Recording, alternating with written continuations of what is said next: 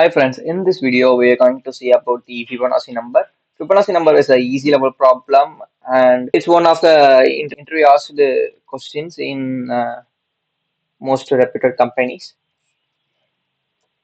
So Fibonacci number is a special sequence that is the sum of the previous two elements, right? If we add the first two elements, we get the next value, and again if we add the previous two elements, we get the third element. Again, if we add the next two elements, we get the another value, and it goes up to the given value n. So I can say we can move this problem without the minimum requirements. The minimum requirements are what? We have to initialize the first two elements to find out the next element, right? So we have to initialize it. Then we have to make a for loop up to n, right? So then what I will do, we can simply store the second value. That means we can say the b value. We can store the value b in a temporary variable. Then we will add the two elements, and again we will store. And again, the a value is what? The temporary variable. Simply, what is currently happening in this place was, for example, let's take, we already know the a is 0 and b is 1, right? So okay, a, b, and next element, right? So we simply move this place one by one, right? So we store the we store the b in temporary variable, and the a becomes, in this place, the a become temp means the b value. So the a becomes, the b becomes a, b goes to the next element. So b, okay, and it repeats, this action repeats until n, right? So for this, we have to initialize it first, minimum requirement elements, right?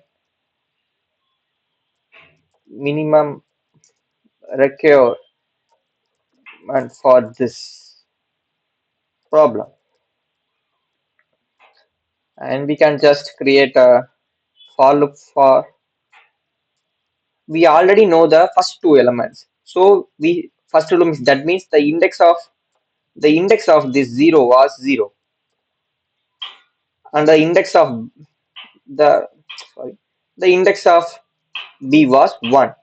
So we have to find the element in the index of 2, right? Because we already know the first two index values.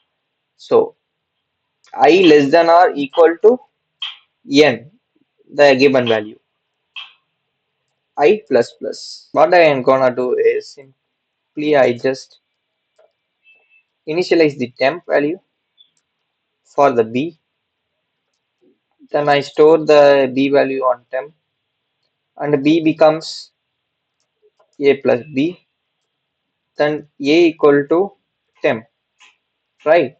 So I just simply return the b value because b is the next element.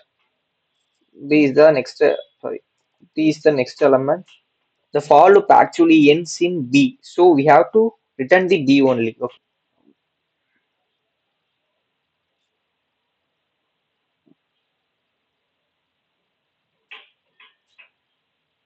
Why we getting the wrong answer?